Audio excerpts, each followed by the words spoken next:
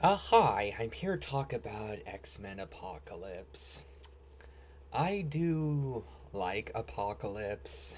Um, I do think it has some problems, though. I do think it is somewhat of a missed opportunity, even if it's still a fun film to watch. I do like the character Apocalypse. I think he's a cool villain, has an interesting presence. Um, I think where Apocalypse starts to feel a bit messy for me is that in some ways it feels like it still wants to focus on Charles, Eric, and Raven, but in other ways it feels like it wants to bring the focus now to Scott Summers and Jean Grey.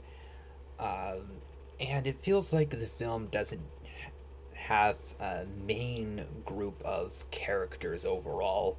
It feels like a bunch of supporting heroes around, where there's also Beast and Moira. There's Nightcrawler. There's so much going on in the film, and I think that could have still worked if the film really knew who it wanted to focus on. I don't even think it needs necessarily a main protagonist overall, but at least a main group. Is it about introducing the younger characters? Is it more about the characters we followed in First Class and Days of Future Past? But that doesn't mean I don't enjoy a lot of the moments with those characters. Eric has some really great moments overall, some of his most emotionally impactful moments. And then afterwards, I think his story arc goes in a not very good direction. I do at least like the early scenes, even if what happens later is much less interesting, doesn't change how well acted the early scenes are. Uh, at least Scott gets somewhat decent stuff to do. At least Cyclops gets some focus, which is good.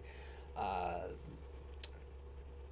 Jean Grey doesn't get a whole lot to do, but she does have an amazing moment towards the end of the film. It was fun to see Moira back. I do enjoy her. I think she's underrated.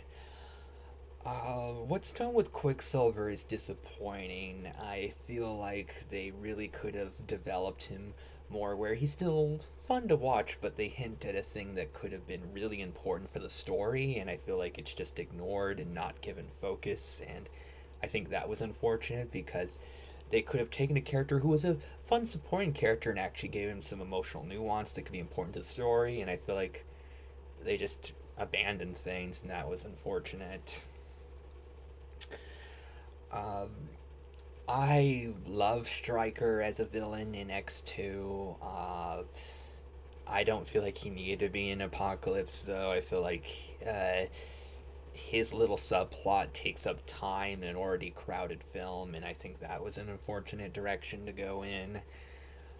So there are a lot of big stuff that bother me in First Class, and I could get even into more stuff about how underwhelming Angel is, how Psylocke looks really cool but barely gets anything to do. There's so many things to talk about in Apocalypse, and a lot of them, unfortunately, aren't the best.